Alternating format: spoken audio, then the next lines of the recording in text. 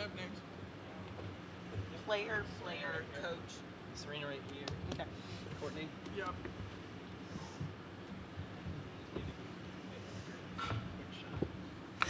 Okay.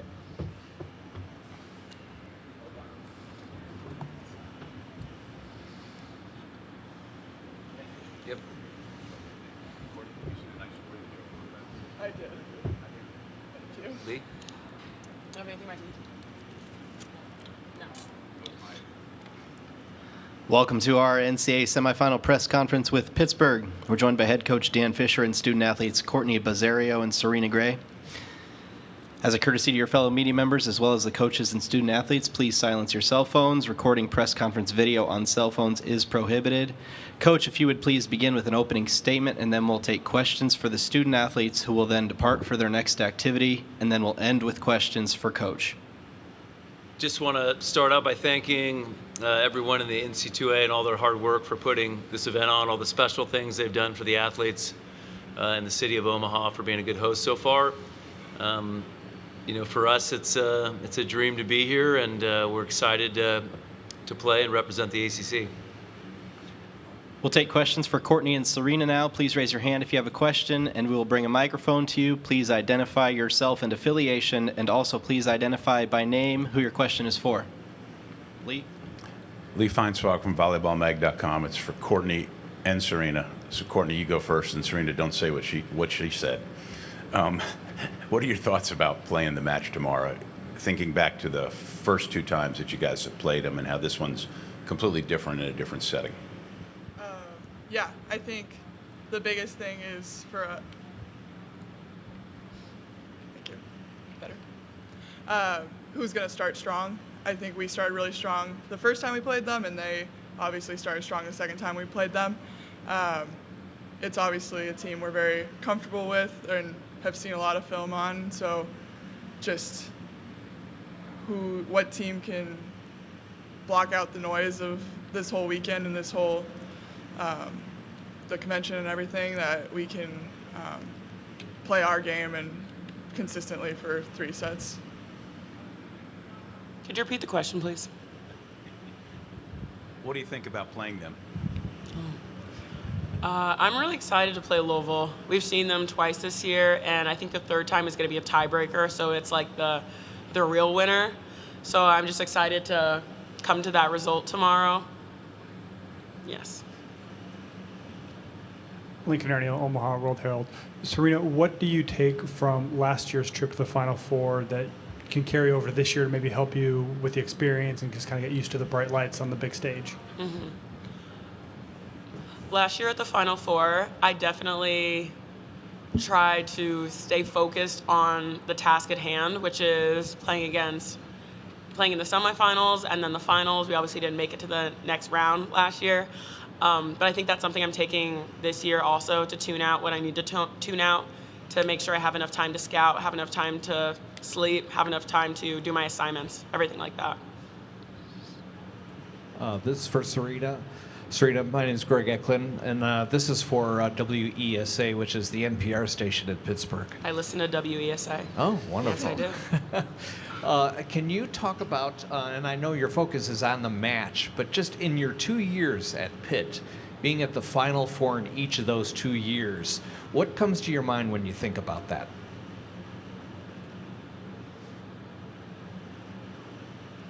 I think it's a little bit of a surreal experience. You never think your time is going to end, and then all of a sudden you're 22, almost 23, and then your time's ending, and then your freshman year looks like it was the beginning of high school, and you're looking to go out with a bang. That's kind of how I'm looking at it.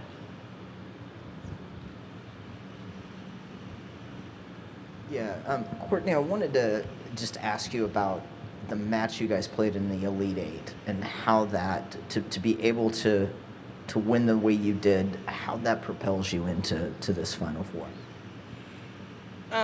We talked about at the beginning of the tournament how if and when we made it to the Final Four, that we were definitely going to be battle tested and prepare us for this weekend, and I can 100% say that I think we are. We've played in 4 different games of different styles of games, and I think last Saturday definitely prepared us with blocking out the noise of the crowd and the environment that Wisconsin brought, and obviously their size and just their caliber of playing, that we beat a team like that and stick it through and keep being us and playing the way we know we can, that we're definitely ready for what Louisville is going to bring and what this match means.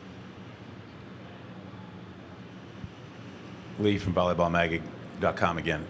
Serena, Amaya Tillman for them. I'm assuming that you have a respect and enjoy competing against somebody like that. Have you guys ever said anything to each other through the net, and do you know her, and do you have any thoughts about her as a player? I talk through the net to a lot of people, but we haven't had any exchanges, but I really respect how hard she works in transition and how she max jumps on every ball, and just her vigor and her excitement and the way she celebrates. Yeah, I don't know her at all, but big fan.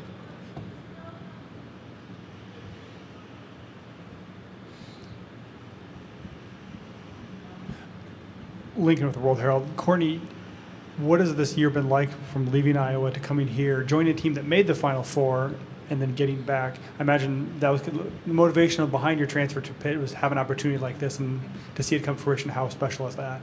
Yeah, I mean, the possibility of making the Final Four was obviously like our goal this whole year has been to win a national championship. So this opportunity to play for it has been, it's a dream. I don't think it's anything I would have expected myself to do coming into college, and so the ability that and the opportunity that I have and we have as a team this weekend is really special, and it's not something I ever imagined myself being in, but really grateful to be here.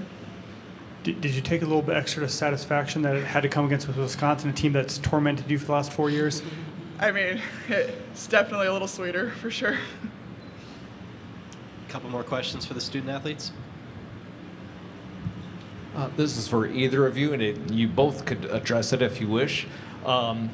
It might be because their coach is an ex-Nebraska assistant. It might be a pro-Husker crowd tomorrow night. Given the circumstances that you have beaten Wisconsin in a hostile environment, how much would that help you under these circumstances? I think we're so ready to handle that environment. We do certain things in practice to prepare us to have crowds rooting against us, and things to make sure that our energy overwhelms the court instead of the outside noise. So I think if that's going to be the case tomorrow, which it will be because it's a sold-out environment, I think we're ready for it. To counter that, either of you, Serena, start with you. Why should the fans be rooting for you? What motivation should they have to cheer you on and kind of be on your side? I want to answer this one. We're very much so an underdog and smaller team. We're not expected to win, and I think everyone loves rooting for the underdog who just stays in it, who doesn't jump as high, who doesn't hit as hard, who doesn't get as many aces, but over time can wear down their opponents, and I think there's a certain kind of respect for that kind of team. Yeah, I mean, I don't think we're the flashiest team and on and off the court, so we'll keep working hard and grind it down to win. So, Serena, does that mean you're rooting for San Diego against Texas for those reasons? Oh, I love Gabby Blossom. I am 1,000% rooting for San Diego. All right, thank you. Courtney and Serena, you're free to go. Thank you. We'll take questions for Coach Fisher. I got two. Dan, the same question about Amaya Tillman.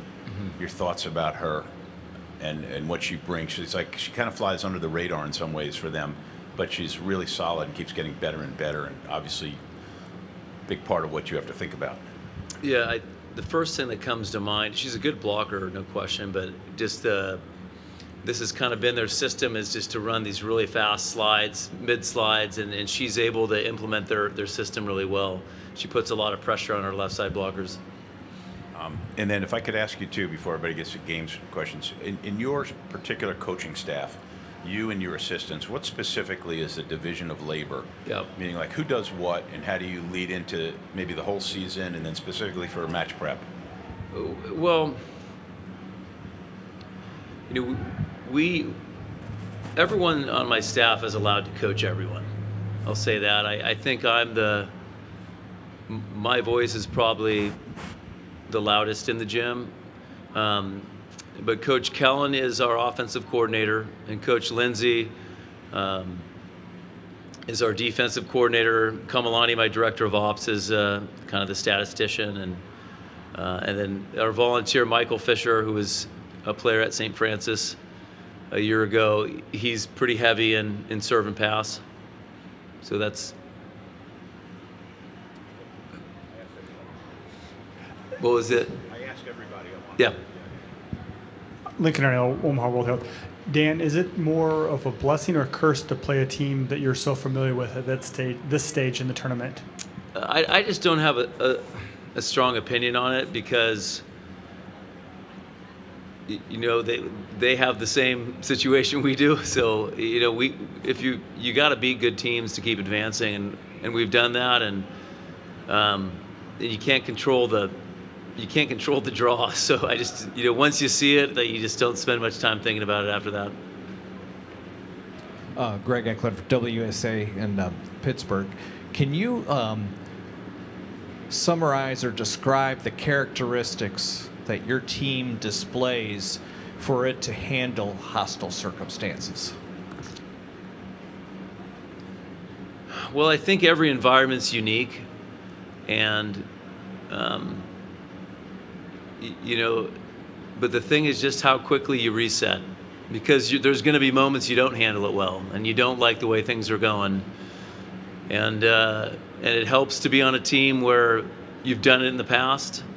You know, you've come from behind. It helps to be on a team where, you know, you trust in each other, and yeah, I think our last couple of matches, you've seen those kind of scenarios play out, and yeah, it's been a tough group. What's it been like, this being your second time in the Final Four? Anything different, or is it you know what to expect? What is it like being back in the Final Four? Well, it's pretty nice to be here, and it means a lot with this group, especially because, you know, the team we had last year, yeah, we added in Serena and Lekator, but it was largely the same core that we had been, you know, working with the last couple years. And so this year we just doing it with the four seniors that we lost last year means a ton. I do think, you know, we worked really hard. I made 1 million calls last year to other coaches that had been through it before to get advice, but I do think there's a couple things that, you know, we can do better this year in our prep. Dan, even though you've obviously been playing, practicing, prepping, have you dealt with the portal? Like, have you personally had to, like, field emails and phone calls from kids in the portal talking to you over the course of the last week, 10 days, including even today? Just got off the phone. Yeah, but really, we've just decided as a, you know, that, you know, for me as the head coach, I'm only if I've talked to 2 or 3. But it's part of the deal now. Yeah. Yeah, Coach, as you've built Pitt's program, you've also obviously elevated the ACC, and having 2 ACC teams here back-to-back years.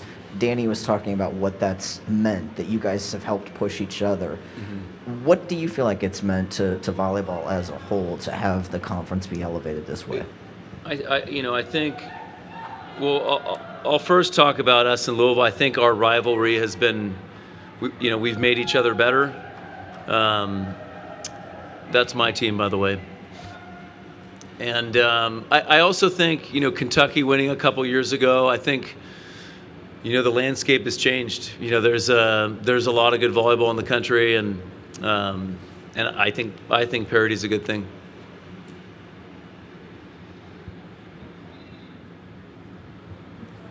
You talked about how the transfer portal is part of the deal. I mean, you look at your team with Courtney, and every team here, I think, has important transfers that play a vital role in it. Is that an evolution of the sport, or or is that just here to stay? And how has transfers kind of impacted the college volleyball landscape? Well, it's definitely here to stay. I do think it'll slow down a little bit with each year as we kind of graduate through the COVID fifth years. I just think it's, there's a lot of athletes that find themselves, hey, I already have a bachelor's. Do I get a job? Do I go pro? And it looks like a pretty good option to get a master's degree and have a new experience. And so I think that's part of it. But I definitely think it's here to stay. Any more questions for Coach Fisher? All right. Thank you, everybody. Thank you. As a reminder, locker rooms are closed to all media members today. Please work with the SIDs on additional requests. A recording of this press conference will be available in the NCAA digital